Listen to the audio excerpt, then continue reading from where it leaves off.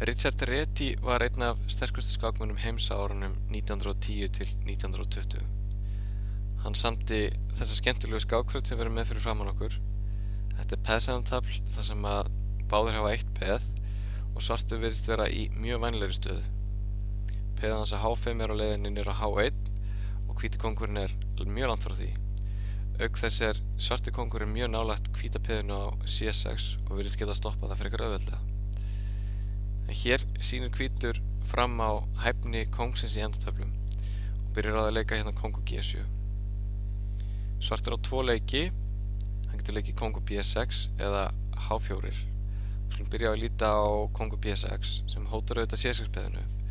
Hvítur leikur þá kóngur F6 sem hótar kóngur G5 og svartur verður því að leika H4.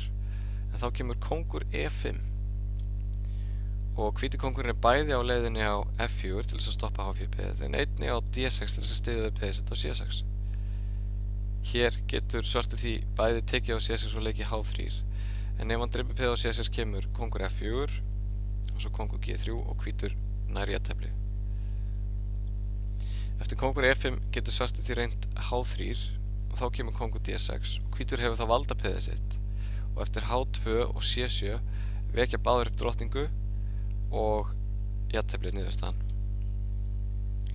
Förum tilbaka í stöðuna eftir kóngur G7. Ef að svartur leikur hér H4 í staðinn fyrir kóngur B6 kemur kóngur F6 og ef nú H3 þá kemur kóngur E7, H2 og C7 sem hótar að vekja upp drottningu og reynir svartur að stoppa peðið með kóngur B7 kemur auðvitað kóngur D7 og hér vekja báðir upp drottningu og jafntefliði niðurstaðan. Þessi þraut sýnir okkur að kóngurinn er jafn fljótur að fara á ská eins og að fara beint. En við sjáum ef að hvíti kóngurinn á leiðinni er á H2 þá er hann jafn fljótur að fara beint þangað eins og að fara fyrst á E5 og svo niður á H2. Þetta er eiginlega helsti styrkleiki kónganna á opnu borði. Þannig í þessari stöðu getur kóngurinn bæði stoppað H-peðið og líka stutt við peðið sitt á C6. Svolítið skemmtilegt.